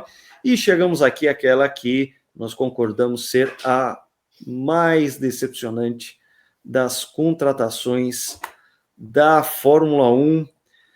Senhoras e senhores, amigos entusiastas do GP Total, nossa medalha de ouro vai para Nigel Mansell e a McLaren em 1995. Também foi uma coisa que nada deu certo, né? E aí depois dizer que deu tudo errado aí pro Nigel Mansell. E o que, além da expectativa, que o Mansell tinha vencido a última coisa de 94, né? Ele fez uma meia temporada em 94, tava meu Indy, meio Fórmula 1. Ele vence a última corrida de 94, né? E 94 é um ano que, assim, é um ano muito complexo de contextualizar por tudo que aconteceu, né? Todo aquele trauma. E a Fórmula 1 precisava de ídolos, né? O Schumacher não era um ídolo consolidado em final de 94, mesmo como atual campeão. Então a Fórmula 1 precisava, o Prost já tinha se aposentado, o Piquet também, e o Mansell estava ali. Só que a Williams não queria mais, sempre foi a casa do Mansell, sobrou para a McLaren, né? Só que tinha um pequeno detalhe, o Ron Dennis detestava o Mansell, e o Mansell detestava o Ron Dennis. E a McLaren estava começando uma parceria que se mostraria vitoriosa até hoje, né, com a Mercedes. Seria o primeiro ano, 95. Só que a primeira coisa que o Mansell senta o seu traseiro no carro, ele diz: esse carro eu não consigo, não cabe dentro desse carro. Então a McLaren tem que refazer o carro. Praticamente, o Mansell meio que dá uma testada de incompetência para o artista da McLaren, que tem que refazer o carro. O Mark Blundell anda nas primeiras corridas. O Mansell volta em Imola, né? Mas depois de 3 corridas, o Mansell já tá bom para mim, os 42 anos. Ele se aposenta da Fórmula 1, e do que foi uma contratação totalmente fracassada, tá, por parte da McLaren, por parte do Mansell. Essa foto, o Mansell não guarda, não está nos quadros da casa do Mansell, essa foto dessa McLaren Marlboro. Com certeza não está. Para piorar, era um carro muito problemático ainda. Existia, claro, uma expectativa porque a McLaren teria seu primeiro ano com Mercedes, depois de um ano bombástico com a Peugeot. Literalmente. E muitas vezes foi um ano muito explosivo, muito explosivo, mais do que qualquer um poderia imaginar. No papel até fazia sentido o acordo McLaren e Peugeot, porque a Peugeot tinha um motor V10 vindo da Endurance, ou seja, eles já tinham know-how de motor V10, eles já tinham motor V10 com durabilidade, porque era voltado para Endurance, mas eles fizeram um motor explosivo, literalmente explosivo, para 94, não deu nada certo. Se juntaram com a Mercedes, né, ou seja, pegaram o contrato que seria da Sauber, a Sauber foi lá correr com o motor Ford para 95, ela que corria de humor, mas existia ali um projeto Mercedes por trás daquilo, só que as coisas não deram muito certo. O Mercedes, nessa época, era um motor que já estava em um bom desenvolvimento, mas esse carro era horroroso, não só esteticamente, né, essas asas a mais, esse bico em formato de, sei lá, um tamanduá, não sei o que Vamos censurar essa parte. Vamos censurar essa parte. Parece até um tamanduá isso aí. Era um carro muito complicado, né? Era um carro pouco competitivo. E, claro, juntou isso com a questão física do Mansell, a questão de ambiente. E isso tudo foi muito por causa da insistência do Bernie Ecclestone nessa questão de que a Fórmula 1 precisava de ídolos, só tinha o Schumacher. Vamos lá pegar o Mansell está disponível, vamos forçar uma aliança Mansell, Ron Dennis, McLaren, Marlboro, e deu no que deu.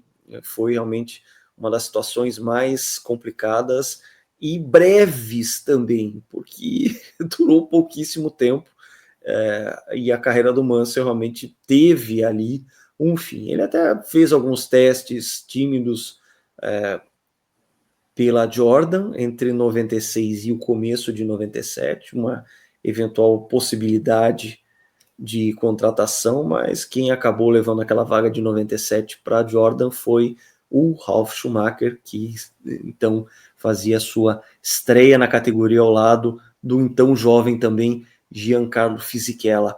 Esse acabou sendo o fim de Mansell, por mais que ele tivesse menos expectativa do que foi, por exemplo, o Zanardi. Os resultados foram um desastre, ele saiu antes do tempo, ele era um grande campeão, e isso foi o fim da linha para ele na Fórmula 1. Então, por todos esses elementos elencados e pelo próprio peso que tem a McLaren, o peso que tem Nigel Mansell na história da Fórmula 1, essa acabou sendo a escolhida como essa aliança mais complicada, a pior contratação da história do esporte a motor. Não que a gente não seja fã e reconheça toda a carreira do Mansell, o Mansell que foi campeão dos dois mundos por alguns meses, alguns dias, entre 92 e 93, ele que foi um dos grandes combativos da Fórmula 1, campeão mundial, é uma figura muito marcante na categoria, mas realmente nesse ano de 1995, portanto, está também fazendo aniversário, é uma data redonda de 30 anos desde essa efeméride. Realmente foi um momento em que nada deu certo para o nosso Leão. Legal o formato, né, João? O que você achou? Legal, vamos fazer outras, né? A gente começou com esse tema, mas, por sinal, se as pessoas que nos acompanham, os assinantes, tiverem alguma sugestão, a gente pode pensar em outros formatos, em outros temas, né, mais para frente, mas foi muito legal. Acho que o